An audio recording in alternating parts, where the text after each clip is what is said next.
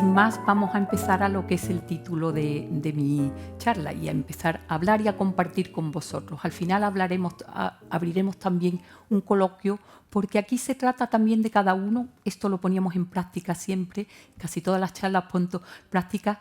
El acto de alimentarse es, cada uno tenemos nuestra propia experiencia y me gusta decir siempre que todos tenemos derecho a opinar, porque hay muchas formas de alimentarse, cada uno construimos nuestra dieta de una forma, tenemos dudas particulares y podemos aportar nuestra propia experiencia y de eso nos enriquecemos todos.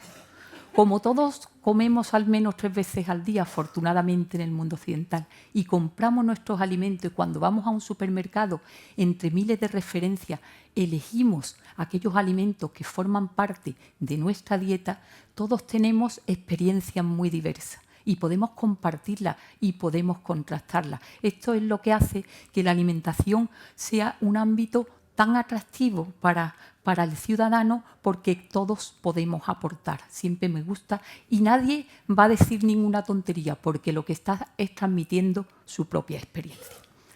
Ahora bien, ¿qué pasa? Que nos encontramos en un mundo en que la información tiene unos canales que eran insospechados hace 20, 25 años.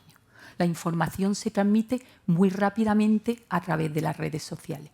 De una forma u otra, cada uno pues un poco hace su búsqueda más o menos sesgada, que muchas veces es complicada porque hay tal volumen de información que es complicado seleccionar aquella que es fiable. Y muchas veces esta información, no solo en alimentación, sino en salud también, y tienden a ser demasiado sencillas las cosas que son muy complejas, y esto va a ser el punto más controvertido. Hay cuestiones en alimentación y salud que son bastante complejas y esta traslación a un idioma sencillo es complicado. Y al final nos encontramos muchas veces que lo que vamos a ser un poco a ratificar lo que nosotros intuíamos. Es una de las desventajas del mundo de las redes sociales.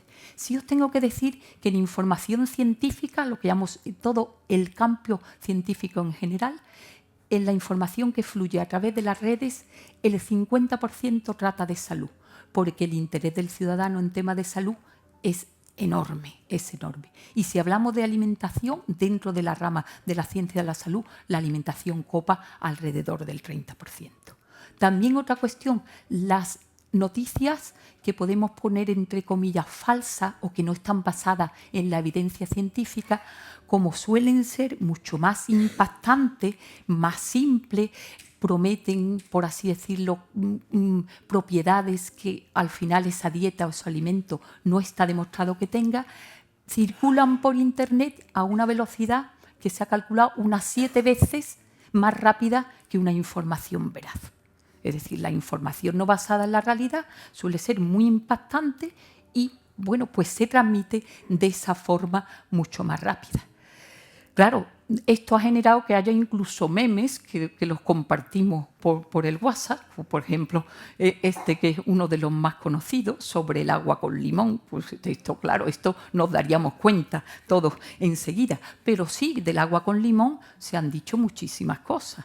Que regula el pH de la sangre, cuando nuestro pH tiene mecanismos homeostáticos internos para regularlo, no tiene nada que ver el limón, que tomado en ayunas adelgaza, que ayuda a detoxificar el organismo. El organismo se detoxifica también por unos mecanismos internos. Ningún alimento en concreto, ninguna dieta en concreto nos va a aportar nada para la detoxificación. Puede tener un efecto diurético, puede tener un efecto de mejorar el tracto gastrointestinal, pero desde luego la detoxificación la hacen las enzimas hepáticas y nada que ver con el tipo de alimento que consumamos.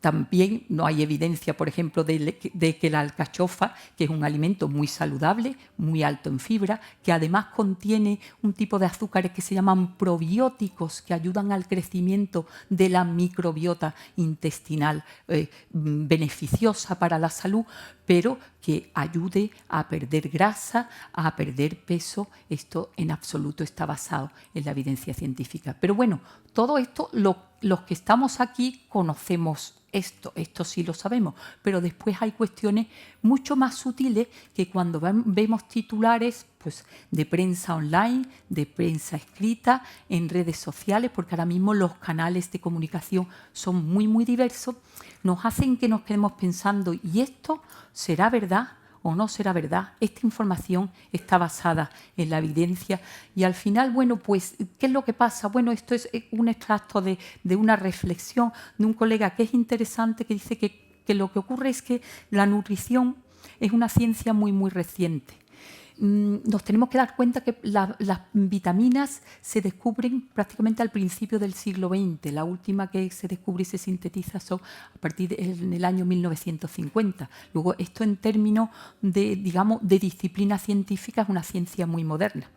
Y además trata con individuos sanos. Nosotros en la nutrición lo que queremos ver, estamos sanos, pero queremos tener una salud más en el largo plazo. No es lo mismo que, por ejemplo, la farmacología, que trata con individuos enfermos y se ve si ese medicamento le cura esa patología.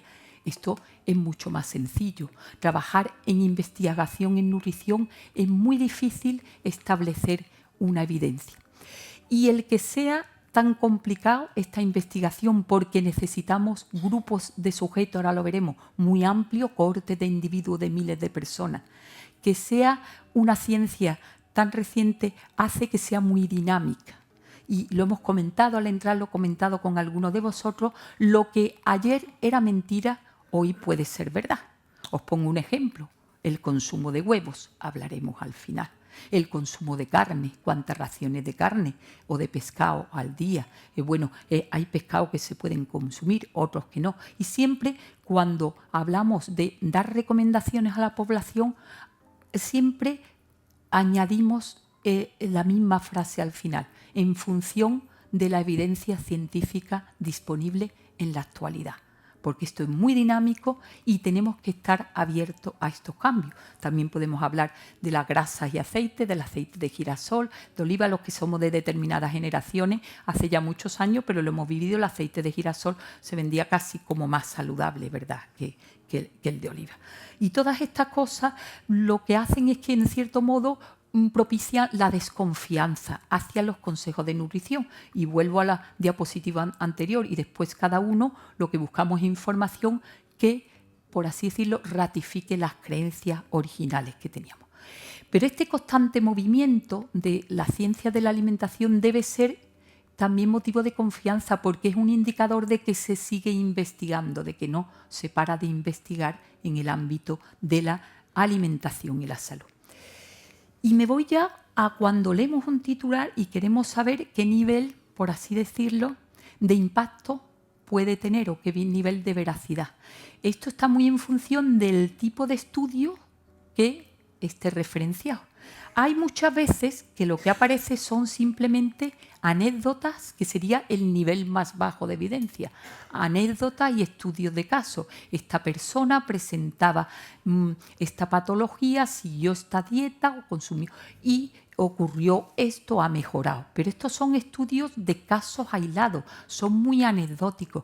Esto en alimentación no nos sirve. La alimentación tratamos no con individuos que tengan patología, ya lo he dicho, sino con toda la población. La podemos segregar por estratos: alimentación infantil, alimentación del adolescente, de la persona adulta, de la persona mayor, pero siempre necesitamos muchos individuos para hacer una buena investigación. Esta evidencia es muy débil. Si leéis alguna noticia de este tipo, es muy débil. Puede dar un poco de luz para iniciar estudios, pero como evidencia científica es el tipo más débil que hay. Hay otros que son estudios en animales y con células. Estos estudios en nuestra jerga los llamamos in vitro, porque no están hechos con sujetos humanos, están hechos en otras condiciones. Puede ser con cultivos celulares, esto sería un estudio más de laboratorio, para que hablando en lenguaje común como de tubo de ensayo, y ahí demostramos cómo determinados ingredientes de los alimentos o alimentos modifican las propiedades de determinadas células. Puede ser células del intestino, células de pulmón, células de cualquier órgano. Pero esto es un estudio muy hecho en tubo de ensayo. Esto después, como se comporta una célula en una placa, no se va a comportar después en el organismo humano. Son un nivel de evidencia interesante, pero con todas esas limitaciones. Luego, si leemos un titular que tal compuesto presente, que os digo yo, en el romero es capaz de impedir la proliferación de células, que os digo yo, de cáncer epitelial, esto tiene el valor que tiene. No, de ahí a que se pueda decir que una dieta rica en esto va a prevenir, esto queda un recorrido muy, muy largo.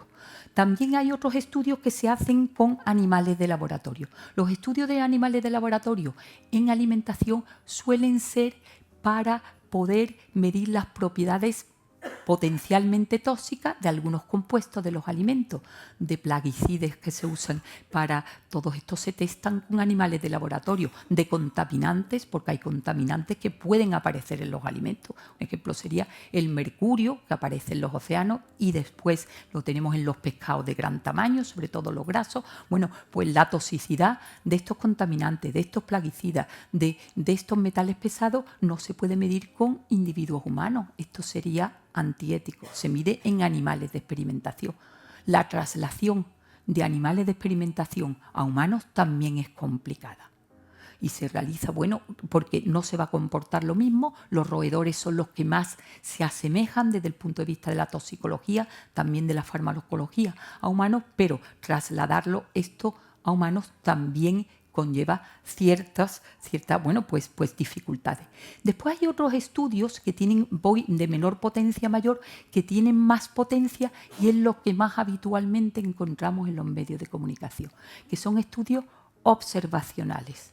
Nosotros observamos lo que le pasa a un grupo grande de población que lo seguimos durante toda una serie de años. Vemos qué dieta tienen y después de toda esa serie de años llevando unos estilos de vida y una dieta determinada, vemos cuáles son los resultados en salud. Esto normalmente se hace, bueno, pues se reclutan a las personas por grupos de investigación médica y se le hace un seguimiento a lo largo de los años en parámetros de riesgo cardiovascular, de riesgo de todos los tipos de patologías. Se ve esta persona y se le controla mucho la dieta. Personas que han consumido dietas en las que, por ejemplo, el estudio Predimed, que veremos luego, que era a base de aceite de oliva, después sus resultados en riesgo cardiovascular al cabo de 5, de 10 años, pues han sido mejores. Estos estudios son más potentes conforme el número de sujetos reclutados sea mayor y una población más amplia y durante más tiempo, y son más débiles conforme el número de sujetos sea menor y el tiempo sea más corto. Después hay estudios ya más controlados. Estos sí son más potentes todavía. Aquí ya no se sigue una población y se le ve qué hábitos tiene de vida y qué tipo de alimentación consume, sino que se coge un grupo control y un grupo intervención. El grupo control consume ese alimento o esa dieta que queramos probar. Es el grupo ensayo y el grupo control pues sigue exactamente igual. Y vemos si hay diferencia entre el grupo control y el grupo ensayo. Esto tendría bastante más potencia. Pero este tipo de estudios son más complicados, son muy costosos porque obliga a reclutar estos individuos. Muchos se saltan luego del estudio, escapan del estudio y es complicado llegar a conclusiones, digamos que sean sólidas, y lo vamos a ver, el estudio observacional muchas veces se obtienen resultados más impactantes, por eso aparecen más en la prensa. Los estudios controlados, aleatorios, son más caros, más infrecuentes, más difícil que lleguen a buenas conclusiones y normalmente estas conclusiones son muy matizables y por eso la vemos menos en los medios de comunicación. Y después ya lo que nosotros consideramos el gold estándar, lo mejor es cuando son estudios sistemáticos y revisiones de metaanálisis, que lo que se hace es hacer una revisión crítica de todos estos estudios aleatorizados, observaciones publicados y llegar a conclusiones ya mucho más robustas. Esto sí, esto ya sería el nivel máximo de evidencia. Pero cuando veáis un estudio que se ha comprobado que las personas que tomaban más, que os digo yo, zumo de pomelo, al cabo de un mes eran más resistentes al ejercicio físico, son estudios muy, muy endebles. Hay que leer el contenido y sacar conclusiones respecto a cantidad de sujetos, tipo de revista en la que se ha publicado. ¿Y qué pasa? Que esto se transmite de igual forma los estudios que son muy potentes que los que son más débiles, y en esta situación en la que encontramos. Y todo esto, pues, redunda en aumentar más lo que podríamos decir la ceremonia de la confusión, ¿no? Ahora voy a ir pasando por una serie de temas puntuales para hacerlo más dinámico, en los que se ha detectado que hay mayor grado de desconocimiento científico. Uno es el campo de las alergias e intolerancias. Sí preocupa a los responsables sanitarios en general la cantidad de autodiagnósticos que hay de alergia. Muchísimo. Estoy mirando aquí una buena amiga que es muy buena experta en alergias. Y hay mucho autodiagnóstico, cada vez más, y una confusión enorme entre alergia e intolerancia. Personas que se someten voluntariamente, sin ser celíaco, a dieta libre de gluten, y dice que se encuentran mucho mejor. El poder en los estudios estos de caso control que os he dicho, el grupo control, si es un complemento alimenticio, se le da el placebo para que no lo sepa, y muchas veces una dieta sin gluten también puede tener este efecto de que nos sugestionemos y creamos que nos encontramos mejor. Pero la verdad que es complicado por así decirlo, lo mal que llega el mensaje a la población, y que no tiene sentido que personas que no tienen intolerancia al gluten pues que gasten más dinero, su cesta de la compra sea más cara, porque han decidido pues unilateralmente que presentan intolerancia al gluten. Y muchas veces se confunden los términos alergia e intolerancia, incluso, ya os digo, lo que va a través de medios de comunicación y redes sociales. En la alergia, el organismo, el sistema del cuerpo que está afectado es el sistema inmunitario. Sin embargo, las intolerancias es el sistema digestivo. Las alergias, normalmente los alergenos, los responsables de la alergia son proteínas o fracciones de proteínas presentes en los alimentos, y necesita, para que se desarrolle, una sensibilización previa. Y el tipo de síntomas puede ser muy variado en una alergia. Hay síntomas cutáneos, síntomas respiratorios, incluso se puede llegar al shock anafiláctico, que es una urgencia, y que es muy, por ejemplo, en los niños la alergia a frutos secos puede producir este shock anafiláctico. Y además pueden aparecer en cualquier etapa de la vida.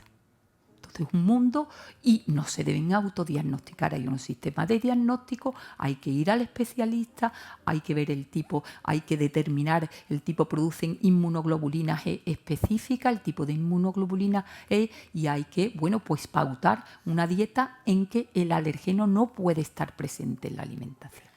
Eso es. Y después, pues hay sistemas también de desensibilización para niños pequeños. Todo un mundo de una especialidad médica que es la alergología. En las intolerancias los síntomas son digestivos. Está claro que solamente son digestivos: vómitos, diarrea, gases, flatulencia, etc. Y las intolerancias son dosis dependientes, es decir, a mayor dosis los síntomas son más acusados. Sin embargo, en las alergias, el problema de la alergia es que depende de la sensibilización del sujeto, dosis muy, muy pequeñas. Esto es un problema. Para manejar alergenos por la industria alimentaria pueden producir una reacción brutal. Y claro, a la hora ya nos vamos al campo del alimento, que es en mi especialidad. ¿Cómo detectamos que hay alergenos presentes en los alimentos? Según el método analítico que tengamos. Yo este alimento puedo decir que contiene esta proteína o no, porque a los niveles a que mi método analítico me lo pueda determinar. Yo no puedo asegurar que tiene 0 de este compuesto, que os digo yo, de proteínas lácteas. 0. No, porque yo puedo decir que tiene menos de tanto, por ejemplo, de 0,1 miligramos por litro, que es lo que mi método analítico ve. Ese es el problema de los alergenos, que muchas veces los métodos analíticos en los propios alimentos no ven cantidades infinitesimales. Problema muy gordo para manejar alergenos por parte de la industria alimentaria. La legislación europea, el reglamento europeo, reconoce Hay más de 200 alimentos en alergenos que no están regulados, pero la forma de cómo llega esta información al consumidor solamente es de 14 alergenos o sustancias que causan también alergias, pero también intolerancia. Ahora veremos cuáles son de estas, que están regulados. La persona que sea alérgica a, ¿qué os digo yo? Aquí, por ejemplo, está el apio, está la mostaza, pero hay algunas otras especies vegetales que ahora se saben que pueden, las semillas de tomate o las semillas de pimiento, que hay personas que son alérgicas a estas proteínas de semilla de tomate y pimiento, pero no están en la lista de los alergenos de declaración obligatoria. Esto lo veis también en las cartas de los restaurantes, porque está obligado incluirla, y en las etiquetas de los alimentos, pero no todos, solo estos 14, hay más de 200. Y además, cuando no hay dosis de referencia, ¿por qué? Porque hay personas que con cantidades mínimas producen una reacción muy alta. Esto es un problema de gestión enorme. Esto explica el que haya tanto etiquetado precautorio de alergenos. Los que son alumnos míos lo saben. ¿Esto qué es? Puede contener leche, puede contener trazas de frutos secos, puede contener soja, porque ahí se está protegiendo la industria alimentaria, porque como la dosis cero no existe, pues puede ser que si estamos fabricando pan de molde en este lineal y no lleva semillas, pero en el de al lado, si estamos fabricando pan con semillas, haya una contaminación. Pequeñas cantidades mínimas, infinitesimales, capaces de producir la respuesta alérgica. Esto tiene una incidencia muy baja, pero la puede producir. Entonces, claro, imaginaros un en los de los 200, más de 200 alérgenos regulados, esto va a complicar cada vez más, pero sí os digo que la Comisión Europea, su sentido es cada vez a ir ampliando cada vez más la lista para poder proteger a esta población. Estas personas, el caso del gluten, bueno, lo tendríamos aquí en el contenido en trigo, lo tengo por aquí, cereales que contengan gluten. El caso del gluten es un caso muy especial porque tiene también un componente autoinmune, digamos que se denomina intolerancia al gluten, pero tiene un componente también autoinmune, y es un caso también bastante delicado, pero mucho más regulado, porque veréis también que tenemos productos de muy bajo contenido en gluten o de poco contenido en gluten, que está regulado los niveles que pueden tener, y ahí estos enfermos sí están un poco más protegidos, por así decirlo, por la legislación y por el etiquetado. Pero para un alérgico este etiquetado precautorio es bastante, por así decirlo, bueno, pues que crea desconfianza, no le gusta. Hay muchas veces que se confunde la intolerancia a la lactosa, que solamente produce, es una intolerancia y solo produce síntomas digestivos, con la alergia a las proteínas de la leche. Y esto ha habido cuestiones relativamente graves de darle a un niño que presentaba alergia a las proteínas de la leche, al ver la leyenda sin lactosa, pues, esto no tiene lactosa, no tiene leche. Le da el yogur o la leche está al niño y le produce la reacción alérgica, porque hemos eliminado la lactosa, que es el azúcar de la leche, pero no la proteína ha quedado ahí. No es lo mismo alergia que intolerancia. Y en la leche se pueden dar las dos circunstancias, que haya intolerancia a la lactosa, que es el azúcar de la leche, o que haya alergia a las proteínas de la leche. La lactosa la lactosa es el azúcar en la leche, da igual que sea de vaca, de cabra, presenta alrededor de un 5% de lactosa. Y la lactosa está compuesta de dos unidades de azúcares, glucosa y galactosa, unidos. La leche humana es más dulce, tiene un contenido más alto de lactosa, tiene alrededor de un 7% de lactosa. ¿Por qué? Porque la galactosa, que forma parte de la lactosa, la necesitamos para construir células cerebrales, los galactocerebrósidos. Entonces es importante este aporte de galactosa, este aporte alto de lactosa lo necesitan los niños en sus primeros meses de vida. Pero cuando hay una intolerancia a la lactosa, ¿qué pasa?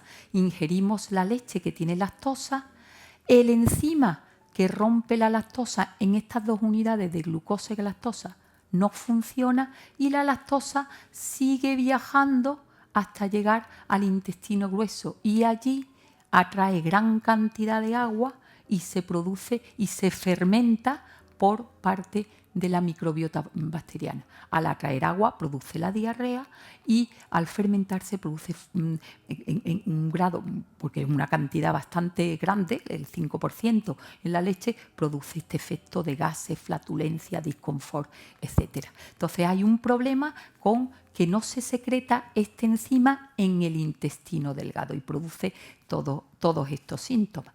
¿Por qué se produce esto? Puede haber causas congénitas, puede haber personas que no son capaces de producir nada de lactosa y no pueden tomar nada con lactosa porque le produce inmediatamente estos síntomas. Y puede haber causas secundarias después de un tratamiento con antibióticos, después de una infección gastrointestinal grande o causas por lo que quiera que sea, por una disbiosis, por un problema de alteración en la microbiota, que tengamos una intolerancia a la lactosa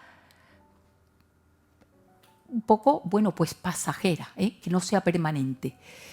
Todos podemos digerir un poquito de lactosa y después ya va la capacidad, depende, hay una gran variabilidad individual. Si nos hacemos unas pruebas, nosotras dos seguramente diríamos distintas respuestas.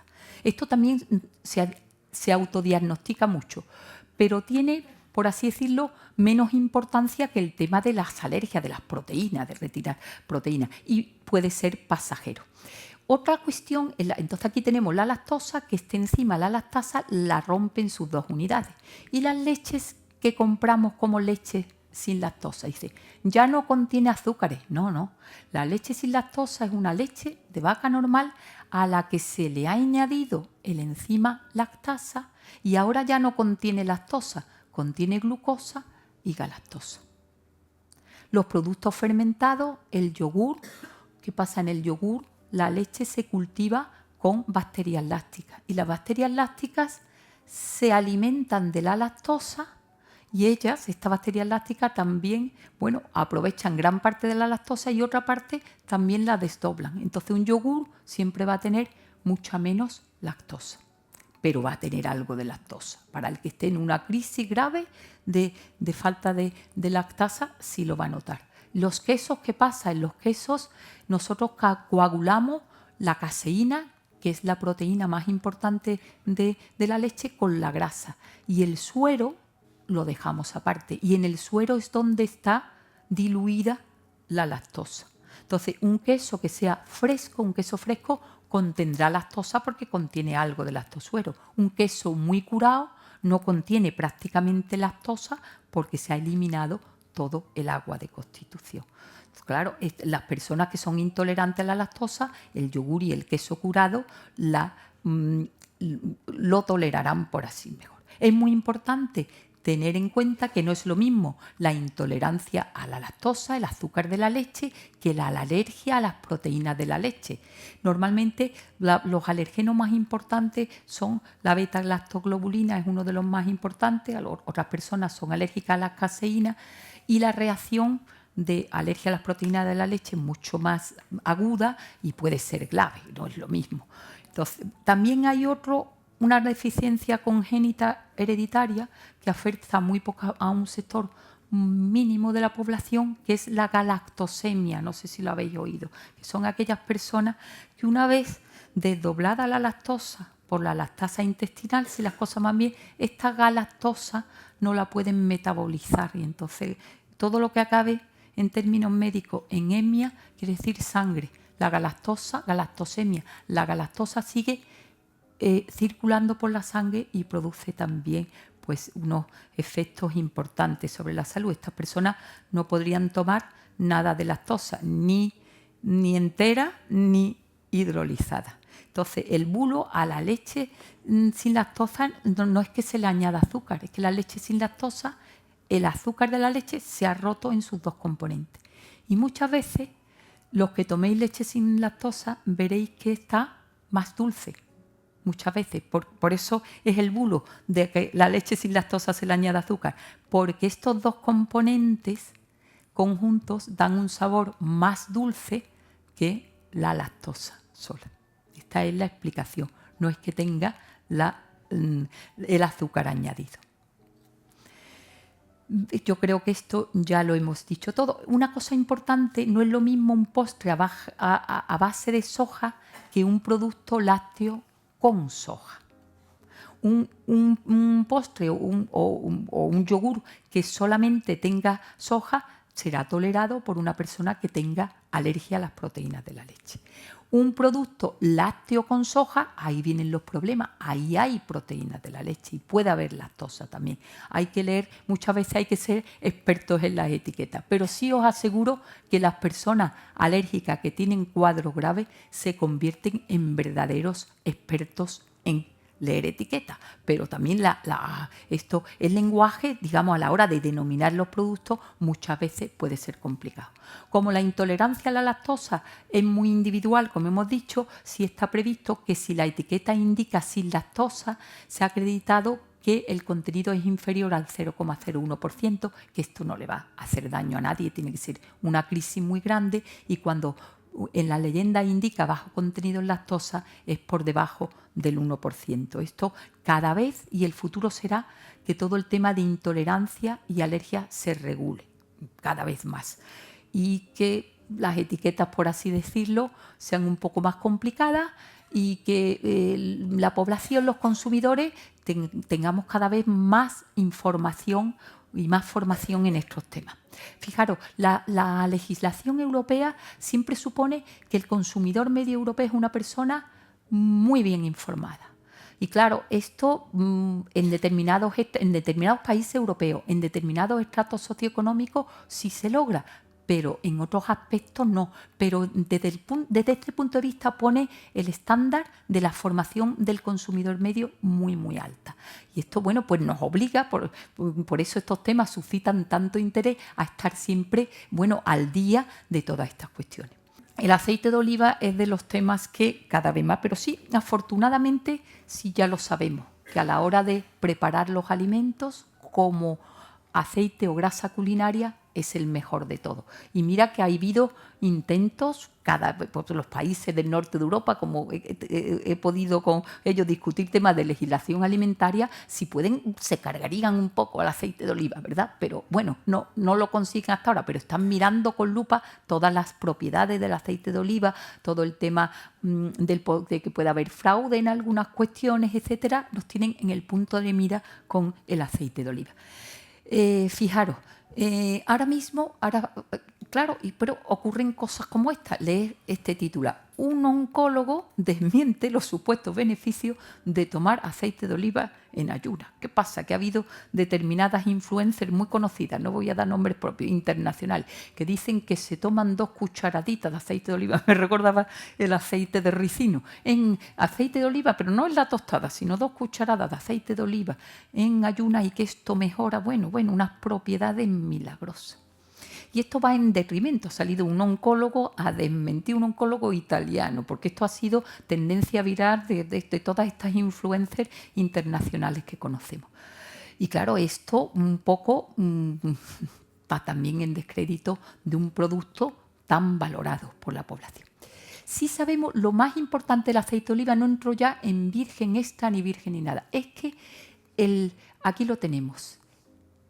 Contiene esta línea moradita, es la cantidad de ácido oleico, de aquí viene su nombre, monoinsaturado. Y se sabe que la grasa monoinsaturada es la grasa, por así decirlo, la fracción grasa ideal para prevenir todos los temas de arteriosclerosis y para que tengamos un perfil de lípido sanguíneo adecuado. Esto está reconocido por la Unión Europea en una declaración de propiedad saludable autorizada. Los mensajes de salud en los alimentos, ya sean en las etiquetas, en la publicidad en televisión, en la publicidad online, en la publicidad en cualquier medio, están prohibidos. Los alimentos no pueden llevar mensajes de salud asociados, excepto aquellos que se hayan revisado por la Autoridad Europea de Seguridad Alimentaria, que es el organismo como la Agencia de Medicamentos que hace la revisión científica, y que se hayan publicado en el Boletín Oficial de la Comisión Europea. Pues bien, el ácido oleico ha seguido todo este proceso, todo este escrutinio, y el ácido oleico se sabe que a los niveles que está en el aceite de oliva, orujo de oliva, aceite virgen y aceite virgen extra. Esto es común a todos los aceites de oliva. El ácido oleico contribuye al mantenimiento de las concentraciones normales de LDL colesterol. Y esto ya nos lo hemos aprendido todo muy bien. El LDL, ¿verdad? Porque no hacemos analítica, es el malo de la película. Y el HDL es el bueno. Bueno, pues el oleico contenido en todos los aceites disminuye el malo, aumenta el bueno, y como siempre el malo es más abundante que el bueno en porcentaje relativo, va a disminuir el colesterol total y tiene un efecto beneficioso de prevención. Nunca se puede decir que un alimento cure una patología. Estaríamos en el campo de medicamentos. Los alimentos van dirigidos para población sana y pueden prevenir el desarrollo de una patología o contrarrestar un factor de riesgo en el desarrollo de una patología. Los alimentos no curan, a la larga previenen. Esto es un mensaje importante porque no estamos en el mundo, por así decirlo, de medicamentos. Después, claro, aceite, no lo veréis los de atrás, pero bueno, el sentido es que aceite de oliva hay muchos. Tenemos desde el más excelente, que es el aceite de oliva virgen extra, que tiene una acidez muy baja, menos del 0,8, menos del 1, y no tiene defectos. Este es el aceite por presión en frío, sin defecto. Este es el gold estándar. ¿Qué tiene diferente este de los demás? Que como conserva gran parte de los componentes de la aceituna, tiene otros componentes menores que no son el ácido oleico, que son compuestos que pertenecen a la familia de los polifenoles. Y es el hidroxitirosol, que es un compuesto antioxidante de primer orden. A muy pequeña cantidad es capaz de ejercer este efecto antioxidante y es muy bueno también en la prevención de eventos cardiovasculares. Es antioxidante y mejora el perfil lipídico. Y este lo contiene en cantidad alta el aceite de oliva virgen extra, cuando sale de la almazara. El problema del hidroxitirosol es que, como es un compuesto antioxidante, para prevenir que otros se oxiden, ¿qué hace? Como la vitamina C, que se oxida él. Se oxida él y previene que los ácidos grasos insaturados se oxiden. Y al oxidarse él ya se pierde. Luego, cuando se pierde dentro del alimento, cuando nosotros tomamos el aceite ya contiene menor cantidad de hidroxitirosol. El hidroxitirosol tiene también una declaración de propiedad saludable autorizada por la Comisión Europea. ¿Habéis visto alguna vez una botella de aceite virgen extra que ponga contiene tanto hidroxitirosol? No, no lo usa la industria. El del oleico sí lo usa algunas veces. ¿Por qué?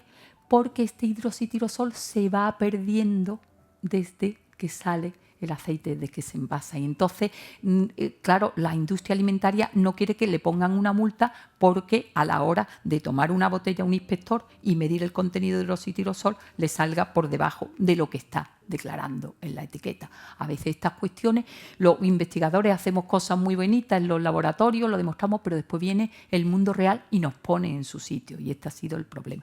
Lo que sí tengo que decir que el hidroxitirosol, cuando se está probando ahora en cultivos celulares, recordad cuando hablábamos al principio de la charla, esto es un potente antioxidante, es un agente también neuroprotector en células neuronales humanas, es un agente también que tiene interesantes propiedades en antiproliferativa, es decir, de evitación de cáncer y demás en cultivos celulares. Luego le queda un camino largo al hidroxitirosol. El aceite de oliva virgen, ya aquí hay mezcla de aceite de oliva virgen extra, pero también con aceite refinado, porque normalmente para conseguir una acidez que esté entre 0,8 y 2 grados de acidez. Y aquí puede contener parte de estos compuestos que decíamos tan interesantes como el hidroxitirosol, pero en menor cantidad. El que tiene, digamos, desde este punto de vista, el más interesante, el virgen extra. Y después ya tenemos el aceite de oliva que tiene defectos, que tiene una acidez más alta y que se utiliza, bueno, para mezclarlo con el oliva virgen, para dar estos otros tipos comerciales. Y después el aceite de orujo de oliva, que es el que se extrae, ya no es un aceite por extracción, a partir de los restos que quedan después de la presión en frío del orujo. Y estamos ya en un aceite que puede ser, que tiene, desde el punto de vista del contenido no oleico, tiene mucho interés y es muy interesante para la fritura, porque los aceites de oliva, al tener un contenido tan alto en ácido oleico, el aceite oleico se oxida mucho menos que los ácidos grasos del aceite de girasol, que son poliinsaturados, tienen mucho doble enlace y ahí atraen mucho el oxígeno. Luego, para fritura, este aceite de orujo de oliva es muy bueno porque es más estable frente al calor, frente a las temperaturas de fritura. Sí, hay estudios muy interesantes del aceite de oliva virgen, en este caso fue virgen extra, el estudio Predimé, no sé si, que este sí fue capaz de un estudio de intervención muy potente, de los que nombramos al principio, reclutó a 7.000 personas en España, duró 5 años y a un grupo de población se le administró el aceite de oliva virgen, a otros frutos secos y a otros una dieta baja en grasa. Estas 7.000 personas eran personas con cierta tendencia a riesgo cardiovascular, pero no había diabetes tipo 2, no había temas de hipertensión muy elevada, pero sí eran personas que por su tipología presentaban un riesgo incipiente de enfermedad cardiovascular. Se dividieron en 3 grupos. Es un estudio exitoso porque este aceite de oliva virgen extra se le regaló a los participantes y esto es muy bueno. Se le medían esto es muy bueno en estos estudios. Pues se le medían las constantes cada mes, todas las constantes cardiovasculares, y se dividieron en estos 3 grupos. Y se vio que aquellos que habían seguido durante 5 años la dieta suplementada con aceite de oliva virgen extra reducían en un 30% la incidencia de enfermedades cardiovasculares. Y esto sí, un estudio muy potente. Intervinieron muchos centros de salud en España, el Centro de Salud de Atención Primaria. Se ha publicado en las mejores revistas médicas del mundo y es un estudio muy reconocido para poner en evidencia la potencia del estudio del aceite de oliva virgen extra en prevenir la enfermedad cardiovascular. O sea, aquellos que consumen regularmente el aceite de oliva pues tienen unos mejores parámetros desde el punto de vista cardiovascular. Esto fue realmente un éxito. Paso a otro tema, los aditivos alimentarios, que esto también es motivo de gran controversia. Este es uno de los bulos. Los cubos de caldo para cocinar son veneno para tu organismo. Mirad, si algo fuera veneno para nuestro organismo no estaría en las estanterías de los supermercados, os lo puedo garantizar.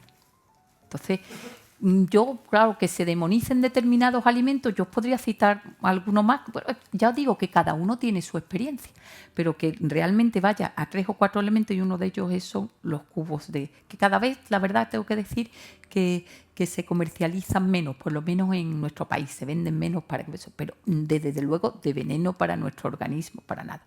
Tienen bastante sal y tienen sobre todo, que es una de las cuestiones, que cada vez queremos menos sal en nuestra dieta, con razón, porque la sal está detrás del desarrollo de hipertensión y nos estamos acostumbrando afortunadamente a alimentos cada vez menos salados y esto es muy positivo porque no necesitamos adicionar tanta sal a los alimentos. Hay alimentos que no existirían sin sal, el jamón, los quesos curados sería, pero en nuestra dieta diaria no tiene sentido añadir tantas cantidades de sal. Y estos cubitos sí tienen cantidades muy altas de sal, pero sí tienen, lo que tienen más son potenciadores de sabor, que este es el tan traído y llevado monoglutamato de sodio, que es el que en los años 60 estuvo asociado a lo que se llamó el síndrome del restaurante chino. No sé si habéis oído, que era que personas que iban a comer en restaurantes chinos en aquella época donde empezaban y estaban tan de mal. Esto se describió en Estados Unidos. Después de una comida muy copiosa en un restaurante chino con mucha salsa de soja, con algas, con tal y cual, pues aparecía como sudoración, malestar, temblores y entonces, ¿quién es el culpable? El monoglutamato de sodio. El monoglutamato de sodio, la verdad es que, bueno, es un aditivo autorizado en la Unión Europea, son el ácido glutámico y sus sales, no solo el glutamato de sodio, de otras sales, de potasio también, lo vemos en las etiquetas como D620, 21, 22 hasta E625. Y glutamato es una sal del ácido glutámico y el ácido glutámico es un aminoácido que tenemos presente en todas nuestras proteínas de los seres vivos, todas. Y en la carne está muy presente, el ácido glutámico es ubicuo. Lo que pasa que, claro, en estas cantidades, claro, casi todos los alimentos encontramos algo de ácido glutámico, pero si con ingestiones diarias en una dieta normal serían unos 20 gramos, si las superamos porque tomemos muchos alimentos con mucho ácido glutámico, ahí estaremos a una dosis bastante más elevada. El problema, de forma natural, es una fuente muy concentrada, algunas algas. El problema con el glutamato de sodio fue que se realizaron determinados estudios que se vio que se produce en el interior del cerebro y puede producir algunos trastornos a nivel neurológico cerebro. Pero tenemos que decir, y es una forma normal de producirse ácido glutámico a nivel cerebral. Pero el ácido glutámico que tomamos en los alimentos no traspasa la barrera hematoencefálica, que es una defensa que tenemos enorme para que muchos compuestos químicos no lleguen al cerebro. Todos los trastornos que hay descritos del ácido glutámico son de producción endógena por otro trastorno neurológico adicional. En el cerebro, en absoluto relacionado con la cantidad de glutamato que tomemos. Esto ha sido la controversia que todavía subsiste sobre si el glutamato es peligroso, más sigue siendo un aditivo permitido, y fijaros que no son solo los cubitos de caldo, es un potenciador de sabor enorme. Sí os tengo que decir que se vende, si os metéis en internet, se vende en bolsitas, lo utilizan mucho en restauración, mucho, se utiliza mucho en restauración. Iros a una lata de aceitunas, a algún producto que esté veréis como hay potenciadores de los que ahora se me ocurre, no solo los cubos de caldo, montones de productos llevan potenciadores de sabor. ¿Por qué? Porque si los productos se esterilizan a temperaturas muy altas, estos pierden su sabor, su gracia, y para recuperarlo se añade el monoglutamato. Pero ya os digo que no entraña ningún peligro, no hay riesgo alguno para la salud a los niveles que se usan. Y está presente, fijaros, en los E620, E625, en un número de alimentos mayor del que creemos, bastante mayor. Pero bueno, con estas consideraciones que he dicho.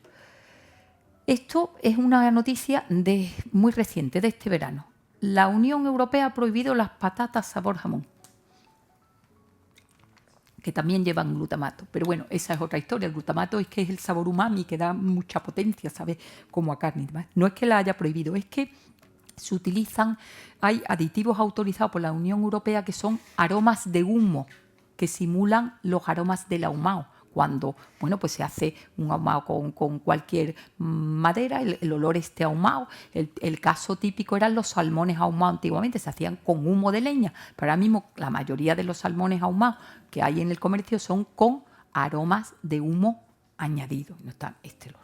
Estos estaban siempre en el punto de mira de la Comisión Europea, como le pasa a los colorantes artificiales. Hay determinados tipos de aditivos que se están revisando continuamente, porque también el consumidor europeo no acepta tanto. Bueno, no ve la necesidad de que haya helado de color pitufo, ¿verdad? Cuando un color pitufo de eso no está en la naturaleza y son todos colorantes artificiales, que no es como un color verde que se haga con clorofila, que es un aditivo verde autorizado. Y estos aromas de humo como que no gustaban. Y entonces hay un programa de la Comisión Europea con la Autoridad Europea de Seguridad Alimentaria de revisarlo continuamente.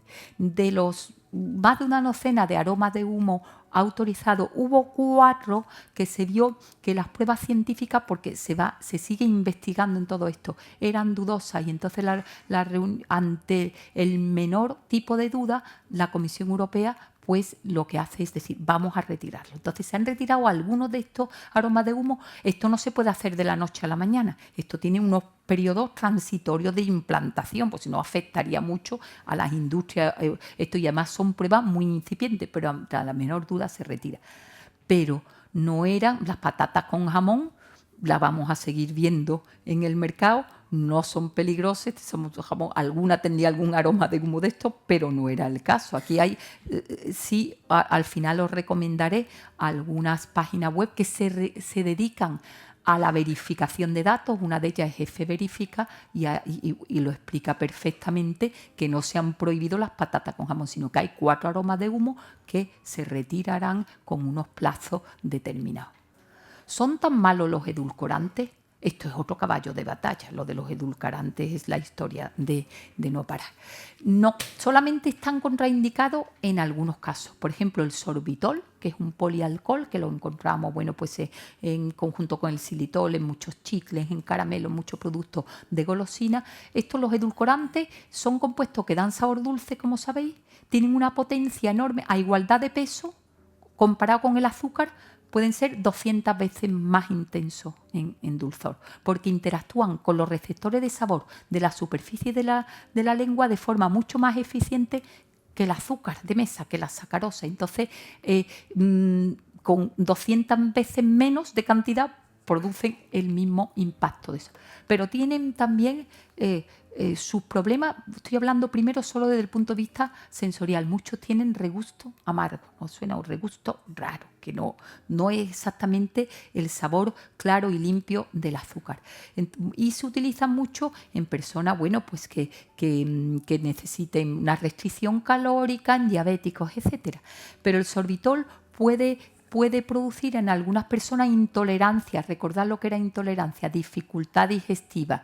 Y el aspartamo, que es uno de los más controvertidos, tampoco está indicado para personas que no puedan metabolizar la fenilalanina, los fenilcetonúricos, que es una sección de la población muy, muy pequeña. Esta enfermedad se diagnostica en los primeros días de vida, en la prueba del talón se diagnostica la fenilcetonuria.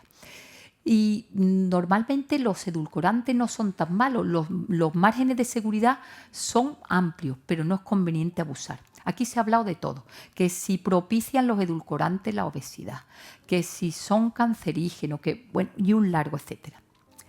Sí es verdad que el tomar edulcorante de forma adecuada es lo mismo que el sabor salado, te acostumbra mucho al sabor dulce. Te acostumbra, entonces tiendes a tener, pues más avidez, más tendencia a alimentos que sean más dulces y, en último extremo, al azúcar, ¿verdad? Y también es que se han hecho mucho, me preguntan muchas veces, ¿cuál es más seguro de todo? Digo, la sacarina, sin duda. La sacarina se sintetiza a final del siglo XIX y se lleva usando muchísimo tiempo. ¿Hubo algún problema con ella por alguna impureza? Porque un compuesto que no está en la naturaleza, se sintetiza en el laboratorio, por algún compuesto que lo acompañaba en su composición a principios del siglo XX. Y no era tóxica la sacarina, sino la impureza que resultaba de su síntesis química. Pero esto ya, por supuesto, las sacarinas que hay en el mercado no lo tiene. Entonces, hubo estudios en la década de los 70 con roedores con una dosis muy, muy alta que producía algunos efectos, creo recordar que eran hepatotóxicos, pero esto no se reprodujo luego en humanos, pero hubo países que llegaron a prohibir la sacarina en los años 70. Aquí también hay que decir que muchas veces, como esto es histórico, hay guerras comerciales.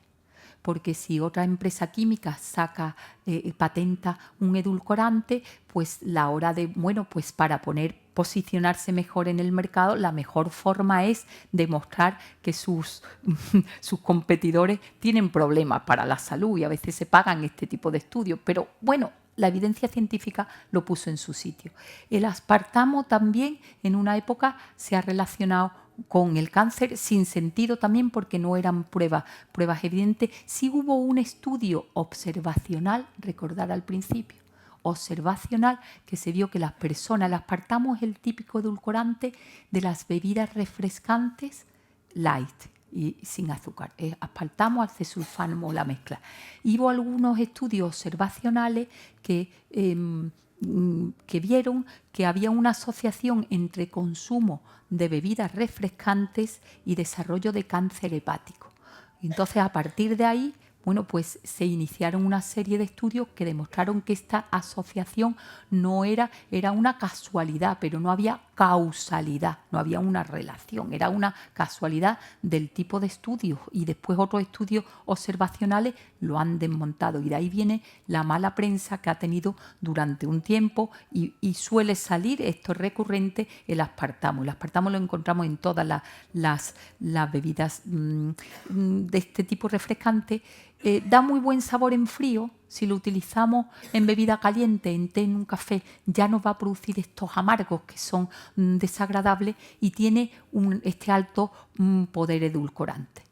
Pasa que a temperaturas extremas, pues tiene esta debilidad, a temperaturas elevadas tiene esta inestabilidad y nos daría estos compuestos que dan el sabor que no es el adecuado.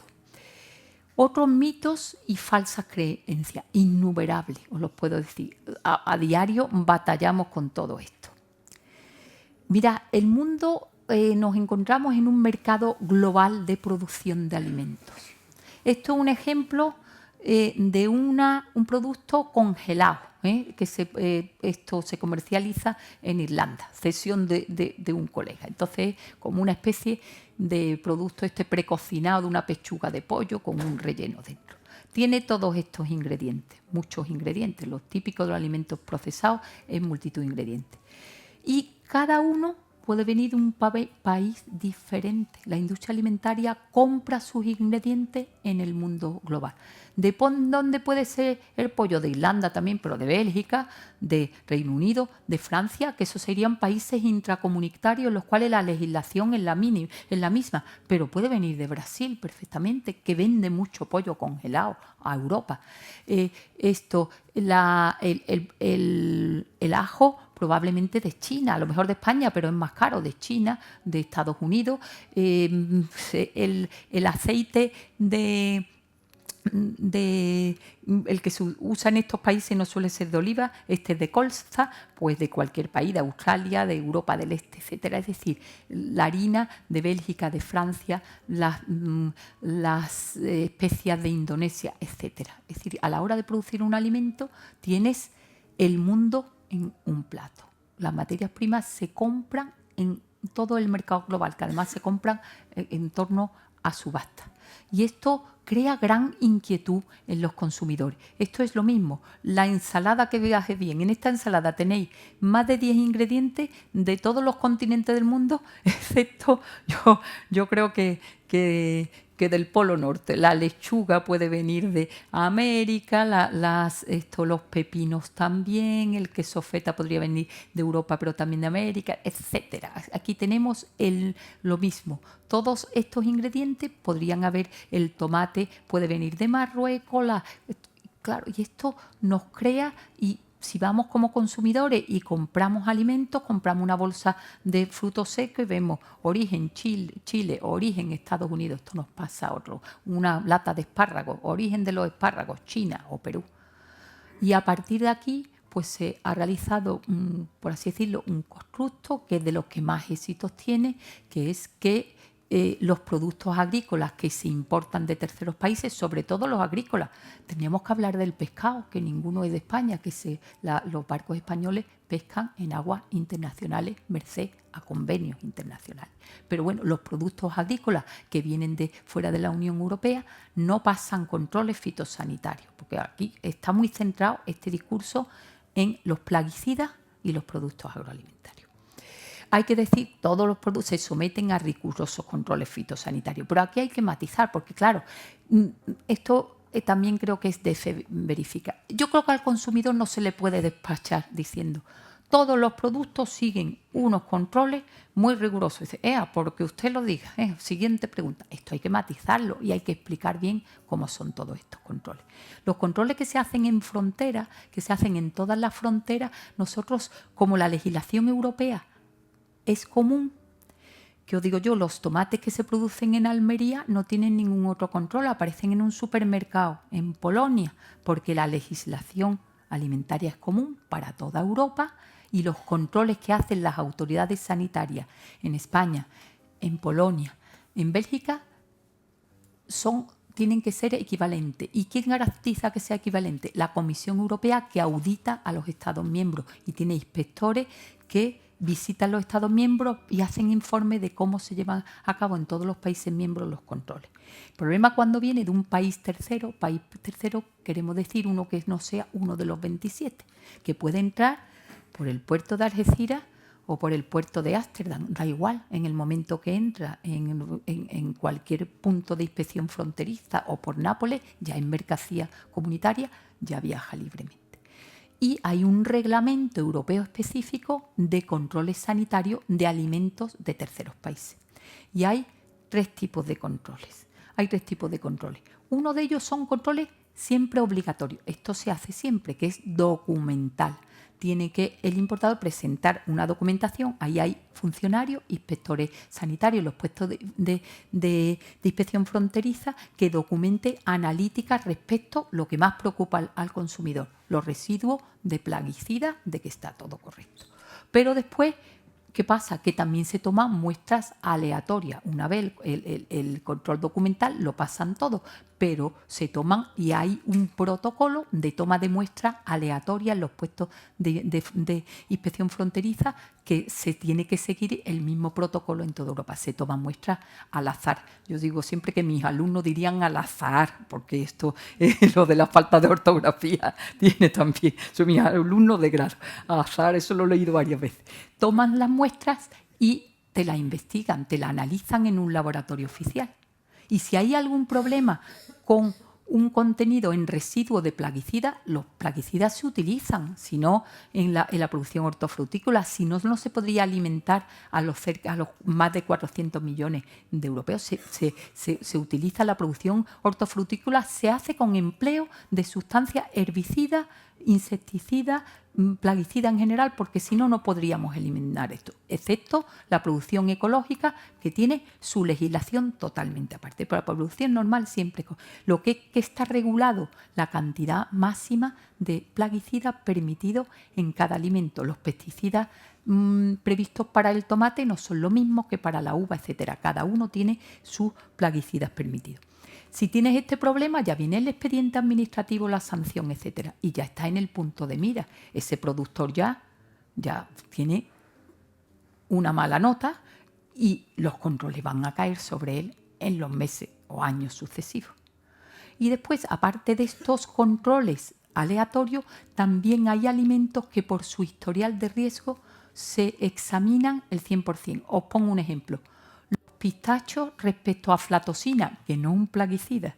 Es mucho. Las aflatoxinas son toxinas que producen los mohos de los alimentos, que son cancerígenos de tipo 1, calificados por la Organización Mundial de la Salud. A nivel de riesgo es mucho peor estas aflatoxinas que haya un residuo de pesticidas por encima de los niveles admitidos. Esto comporta mucho más riesgo para la salud. Entonces, hay, por ejemplo, ¿qué os digo yo? En mis tiempos, ahora mismo, y además esto se está grabando, que esto tiene peligro, en mis tiempos, cuando era responsable de estos temas, aflatoxina de pistacho proveniente de Turquía, todos analizados, porque ahí había un historial, digamos, negro de todo esto y había que proteger a la población. Luego, 3 tipos de controles y con una...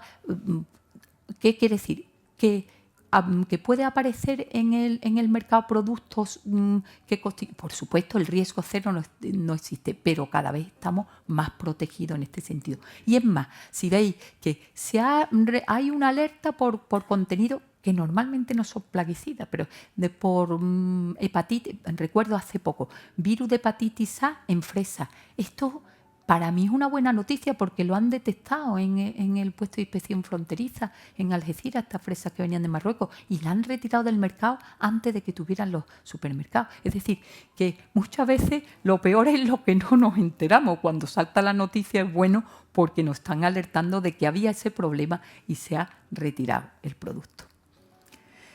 No pase los controles sanitarios, volvemos lo mismo. Y fijaros, habréis leído en la prensa que ha habido hace poco un problema con una bacteria en unos montaditos de pringás y ha habido una intoxicación masiva en un restaurante en Córdoba. No sé si lo habéis oído.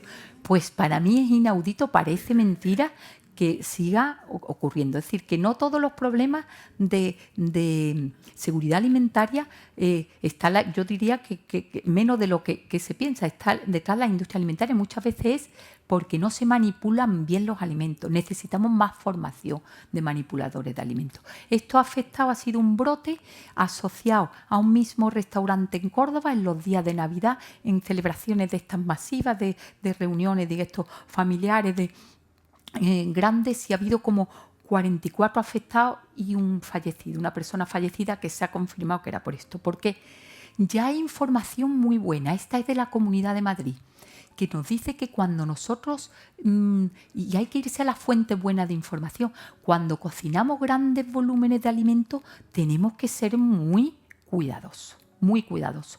No es lo mismo hacer comida para 5 personas que para hacer para 20 personas. Porque esto era un cocido. Bueno, pues las bacterias son ubicuas. Aquí el responsable se ha visto. ¿Cómo se sabe cuál es el responsable? Cuando van los afectados a los centros de salud o a los hospitales, se le toma una muestra biológica, normalmente en este caso pues de heces. Y ahí ya los métodos de diagnóstico microbiológico han avanzado una barbaridad y en poco tiempo se supo. Clostridium perfringens.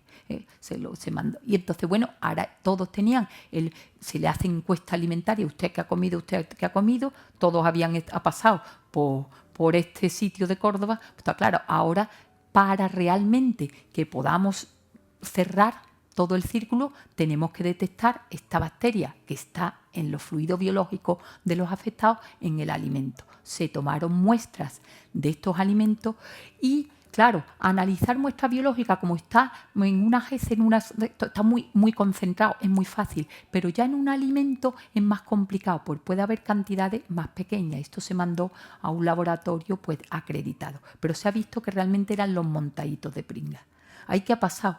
Que han cocinado cantidades enormes y no lo han enfriado rápidamente. Si lo deja en una olla grande, va pasando mucho tiempo por temperatura del punto de vista microbiológico muy peligrosa.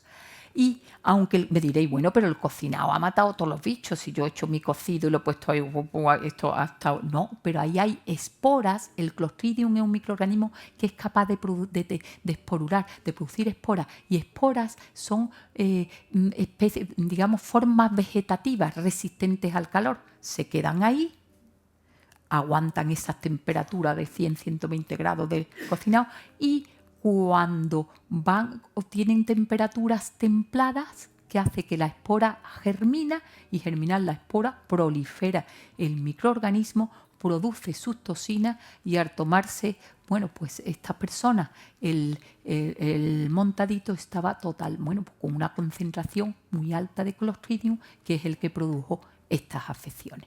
Entonces, bueno, esto está, ya os digo, por ejemplo, la Comunidad de Madrid, en las páginas de alimentación, dicho perfectamente qué es lo que hay que hacer. Una vez que se hace el cocido, se tiene que enfriar rápidamente. Póngalo usted en recipientes muy pequeños, repártalo, póngalo en un baño de hielo, pero que eso no esté mucho tiempo, porque las bacterias patógenas crecen todas muy bien a temperaturas del orden como nuestro cuerpo, 37-40 grados, crecen perfectamente, y si está mucho tiempo a esas temperaturas es un riesgo microbiano. Todavía siguen ocurriendo cosas de estas.